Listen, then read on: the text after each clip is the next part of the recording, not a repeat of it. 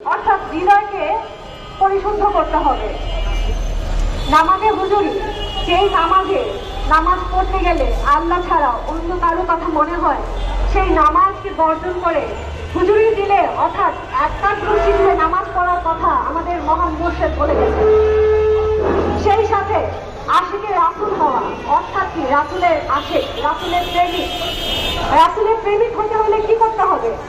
রাসূলের চরিত্রকে অর্জন করতে হবে। রাসূল সত্য কথা বলেছেন, আলাদীন নামে তিনি ঘোষিত, তিনি শান্তিপ্রিয়। তার চরিত্রের মধ্যে কি ছিল? শান্তির চরিত্র। সেই শান্তির চরিত্র যিনি শিক্ষা দিবেন, যিনি চরিত্রকে সুন্দর করে সমাজে সুন্দরভাবে চলবার যদি শিক্ষা দিয়ে থাকেন, তার চরিত্র অর্জন করা শিখিয়ে তাকে ভালোবাসাকে শিখিয়েছেন আমাদের সুফি সম্রাট হযরত শাহ দেওবন্দি মাদ্দাজিল্লাহুল আলী হুজুর কেবলা যান। তাহলে সেই শিক্ষায় অর্জন করে আমরা কি কখনো ভাঙচুর আর অগ্নিসংযোগ অতর্কিত বা জানিয়ে স্লোগান দিয়ে কি আমরা কখনো কোথাও ভাঙচুর করেছি? বাংলাদেশের জন্মলগ্ন থেকে যদি আমি বলি 1971 সালে একমাত্র হুজুর, বাংলাদেশের একমাত্র হুজুর হযরত সৈয়দ মাহবুবে খোদা দেওবন্দি মাদ্দাজিল্লাহুল আলী স্ট্যান্ডার্ডে 1971 সালে 3 নম্বর সেক্টরে এসফোর্সে একে শফিউল্লাহ তত্ত্বাবধানে মুক্তিযুদ্ধ করেছেন। তিনি পরবর্তীতে 1972 সালে 16 নম্বর বেঙ্গল রেজিমেন্টে সেনাবাহিনীর কর্মকর্তা হিসেবে ধর্মীয় শিক্ষক হিসেবে নিয়োজিত হন। তার দরবার শরীফ সহ বিভিন্ন মাজারগুলোতে অগ্নিসংযোগ হচ্ছে, ভাঙচুর হচ্ছে।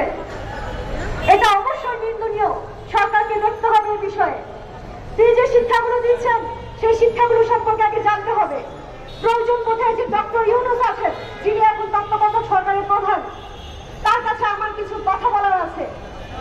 তিনি এই যে আজকে অগ্নিসংযোগ হচ্ছে মাজারগুলোতে, এটা ইসলাম সরকার গঠনের পর থেকে, আগে আগস্ট যখন আমাদের ইসলাম সরকার গঠিত হলো তখন তিনি বলেছিলেন আপনারা আমার উপর বিশ্বাস রাখেন, একটি হামলাও হবে না।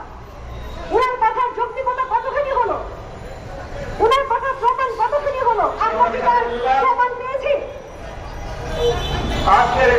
তারপর আমাদের ধর্ম উপদেষ্টা ডক্টর খালিদ হোসেন, তিনি কি একবারও এটা প্রতিহত করেছেন? তিনি কি কোনো গণমাধ্যমকে জানিয়েছেন এত মাজার ভাঙা হচ্ছে, দরবার শরীফ আমাদের নারায়ণগঞ্জের বাড়ি জান্নাত ভেঙে চুরে চুরমার করে দেওয়া হয়েছে?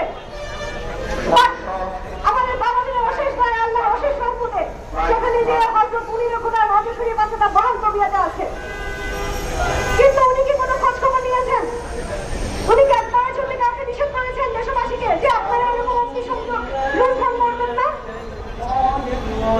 আপনি ডক্টরেট ডিগ্রি লাভ করেছেন, নবীজি সাল্লাল্লাহু আলাইহি ওয়াসাল্লাম বিশ্ববিদ্যালয় মাদ্রাসা কোনোখান থেকে কোনো শিক্ষা অর্জন করেননি, বাট রহমাতুল আলামিন বলেছেন নবীজি হলো সমগ্র জাতির শিক্ষক রূপে আমি প্রেরিত করেছি। যিনি শিক্ষক তিনি কি তাকে কি পিএইচডি ডিগ্রি অর্জন করতে হয়েছিল? না, কারণ doctor Khalid Hossain you have learned knowledge which comes from পাঠ্যপুস্তক, books and reference। কিন্তু আমাদের নবীজি যে শিক্ষা অর্জন করেছেন তা হলো লিখিত নলেজ, অর্থাৎ আল্লাহর পক্ষ থেকে প্রদত্ত জ্ঞান। সেই জ্ঞানের জন্যই তিনি সমগ্র আরব জাতি, বর্বর জাতিকে তিনি তার চরিত্রগত সুমহান শিক্ষা দিয়ে আল্লাহ রাব্বুল আলামিনের নূরে নূরান্বিত হয়ে তিনি সমগ্র বর্বর জাতিকে তিনি সিভিলাইজ নেশনে তৈরি করেছেন। তাহলে সিভিলাইজ নেশন করতে গেলে কি আমাদের উচ্চ ডিগ্রি কি প্রয়োজন? উচ্চ ডিগ্রি দিয়ে কি আমরা পাচ্ছি আমাদের সমাজকে শান্তি দিতে? তাহলে ডক্টর খালিদ হোসেন আপনি অবশ্যই বিষয়টা খেয়াল করবেন। আপনাদের মাদ্রাসা বা আপনাদের কোন শিক্ষা কি শিক্ষা আছে আমরা জানি না, কিন্তু আপনার উচিত এই প্রসঙ্গে আপনাকে বিবৃতি দেওয়া, যাতে করে আর একটি মাজার না ভাঙে, একটি খাজনা, একটি দরবার যেন একদম আক্রমণ না হয়। কারণ আমরা সুফি সন্তান তার বাঙালিদের 5 কোটি দুই সন্তান আছি এবং যদি আরো 5 কোটি আপনি 10 কোটি মানুষ যদি বাংলাদেশে হয়ে যায়, আপনি রাস্তায় জায়গা দিতে পারবেন? সুতরাং আমি বলবো, আপনি বিষয়টা অবশ্যই দেখবেন, আপনি শ্রদ্ধা করবেন। এখন ডক্টর ইউনূস স্যার, আপনি যখন ভোট দিয়ে যখন হামলা হলো, তখন আপনারা যে হিন্দু পরিষদ রয়েছে তাদের সাথে যোগাযোগ করে, তাদেরকে দুঃখ প্রকাশ করে, তাদের সাথে সম্প্রীতি বজায় রাখার জন্য আপনি চিন্তা করেছেন। আপনার উচিত হবে, আপনি একজন দেশের প্রধান হিসেবে এই যে লুণ্ঠন, ভাঙচুর, অগ্নিসংযোগ, এটা কি দেশের শান্তি আসার মতো? আপনার অবশ্যই তার পরিণামে আছে, যেখানে বালিজান্নার নারায়ণগঞ্জ ডাক্তার কাছে ভাঙচুর হয়েছে, সেখানে পর্যবেক্ষণ করবেন এবং প্রত্যেকটা মাজার এবং খানকাশরীফ দরবার শরীফগুলো আপনি ঘুরিয়ে দিয়েছেন। যারা আমরা দেশবাসী যারা এই বিরোধিতা করেছি, ঘুরিয়ে দিয়েছি, তাকে অবশ্যই পুনর্নির্মাণ করে দিতে হবে। আপনি যদি দেখেন, আমরা যে সুফিবাদ বিশ্বাস করি, সুফিবাদের শিক্ষায় যারা শিক্ষিত, তারা কখনোই ভাঙচুর জ্বালাপোড়া করে না। আর যারা শিক্ষায় আছেন, তারা যদি পরিপক্ক শিক্ষায় শিক্ষিত হতে চান, তাহলে অবশ্যই সুফিবাদের শিক্ষায় শিক্ষিত হতে হবে। সুফিবাদের শিক্ষা যে শিক্ষায় নবী রাসূল শিক্ষিত ছিলেন, পরিপূর্ণ ছিলেন, আল্লাহ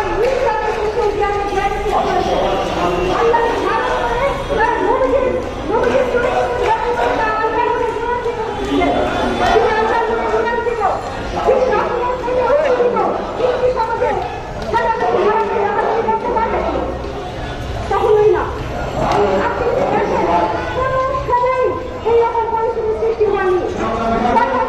সর্বগঠন করেছে, সে এক মাসের মধ্যে দেশে অরাজকতার লক্ষণ হারানো অগ্নিসংযোগ হচ্ছে।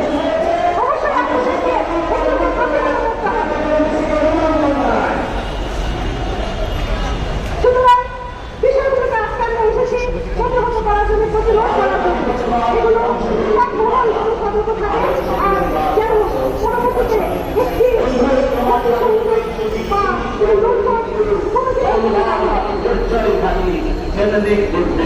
আর সুবিধা যারা আছেন, আমরা সবাই সবাই এসেছি, আমরা সবাই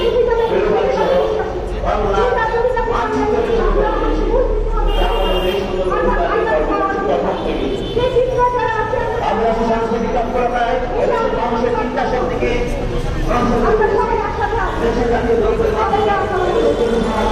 করে